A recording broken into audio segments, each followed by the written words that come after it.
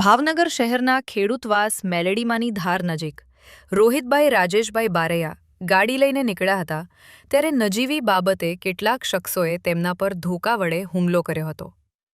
ફરિયાદ મુજબ રોહિત ઉર્ફે બોમ્બ અને શંકર ઉર્ફે ધેરી સહિત કુલ 5 શખ્સોએ હુમલો કર્યો હોવાનું સામે આવ્યું છે। ઈજાગ્રસ્ત રોહિતભાઈને સારવાર માટે સરટી હોસ્પિટલ ખાતે ખસેડવામાં આવ્યા હતા।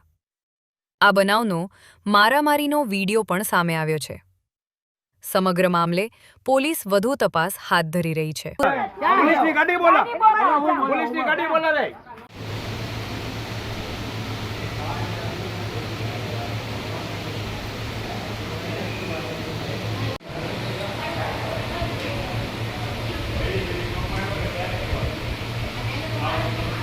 મારું નામ સુસ્મિતા માસી। ક્યાં બનાવ બહેનો શું થયું? ખેડૂતવાસ મફતનગર મેળીમાં ધાર। શું થયું? અમે ગાડી લઈને ત્યાંથી આવતા હતા ના વચ્ચે આડો ઊભો રહીને તે માથામાં ને પેપ મારવા માંડ્યો। 2-3 હાથમાં પેપ માર્યા, પછી મારી નાખવાની ધમકી આપી। કેટલા જણા હતા?